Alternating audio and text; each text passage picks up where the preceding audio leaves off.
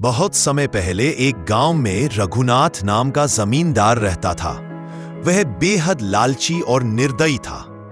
गांव के किसान दिन रात मेहनत करके खेतों में फसल उगाते, लेकिन जमींदार उनकी मेहनत का आधा से भी ज्यादा हिस्सा कर के रूप में छीन लेता। किसान भूखे पेट सो जाते, उनके बच्चे पटे कपड़े पहनते, लेकिन जमींदार के महल में सोने चांदी के बर्तन और दावतें चलती रहती। एक साल गांव में भीषण सूखा पड़ा। खेतों में अन्न का एक दाना भी नहीं उगा। किसान रो रो कर जमींदार से बोले, मालिक, इस बार हम कर नहीं दे पाएंगे।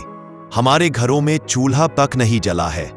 लेकिन लालच से अंधे जमींदार ने कहा, मुझे मेरे कर चाहिए, चाहे तुम अपने बच्चों को बेच दो।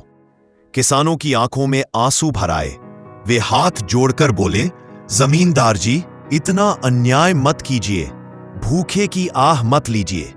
परंतु जमींदार ने उनकी एक न सुनी और सैनिकों को आदेश दिया कि किसानों के घरों से जो भी सामान मिले छीन लिया जाए।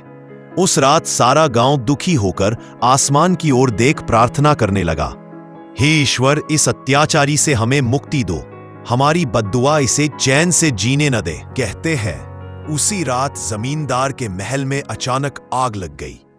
उसका सोना चांदी सब जलकर राख हो गया। उसकी आंखों के सामने उसकी संपत्ति भस्म हो गई। जमींदार अकेला, निर्धन और बीमार हो गया। गांव वालों ने उसकी मदद भी नहीं की, क्योंकि उसने कभी किसी की मदद नहीं की थी। आखिरकार लालच ने उसे सब कुछ खोने पर मजबूर कर दिया।